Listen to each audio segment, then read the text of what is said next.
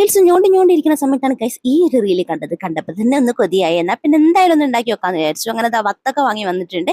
എന്നിട്ട് ഇതേപോലെ റൗണ്ടിലൊന്ന് മുറിച്ചെടുത്തു. എന്നിട്ട് അതിനെ വീണ്ടും ഒന്ന് റൗണ്ടാക്കി മുറിച്ചെടുത്തിട്ടുണ്ട്. ഇനിയാണ് നമ്മളെ പരിപാടി. ഇതിന്റെ നടുവിലുള്ള ഈ ചുവപ്പ് നിറത്തിലുള്ള എല്ലാ സാധനങ്ങളും നമ്മൾ മുറിച്ചെടുക്കുന്നുണ്ട്. എന്നിട്ട് കുനുകുനാന്ന് അരിഞ്ഞിട്ട് നമ്മൾ അതിന്റെ കുരുവൊക്കെ കളയുന്നുണ്ട് കേട്ടോ. എന്നിട്ട് ജാറിലേക്ക് ഇട്ടിട്ട് കുറച്ച് പാൽപ്പൊടിയും അതേപോലെ തന്നെ കുറച്ച് മിൽക്ക് മെയ്ഡും കൂടെ ഒഴിച്ചു കൊടുക്കുകയാണ്. എന്നിട്ട് നമ്മൾ എന്താ വെച്ചാൽ ജസ്റ്റ് ഒന്ന് അടിച്ചെടുക്കുകയാണ് കേട്ടോ. ടേസ്റ്റ് ചെയ്ത് നോക്കിയപ്പോൾ യമ്മീ ആയിട്ടുണ്ട്.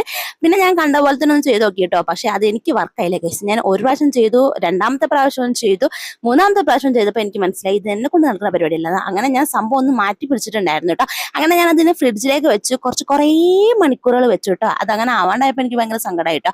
അങ്ങനെ ഞാൻ ഗ്ലാസ്സിലേക്ക് അത് മാറ്റിയിട്ടുണ്ടായിരുന്നു കേട്ടോ. പിന്നെ ഒരു കോലും കൂടി കുത്തി വെച്ചിട്ടുണ്ടായിരുന്നു. അങ്ങനെ ഫ്രീസ് ആയതിനു ശേഷം എടുത്ത് ഞാൻ നക്കി നോക്കി ഗൈസ്, നല്ല ടേസ്റ്റ് ഉണ്ടായിരുന്നു കേട്ടോ. ഉസ്മാനിക്കും പെരുത്ത് ഇഷ്ടമായിട്ടുണ്ടായിരുന്നു കേട്ടോ. എനിക്ക് തോന്നുന്നത് ഐസാക്കുന്നതിനേക്കാളും നല്ലത് നമ്മൾ തണുപ്പിച്ച് കുടിക്കുന്ന കേട്ടോ. അപ്പൊ എന്തായാലും ഇത്ര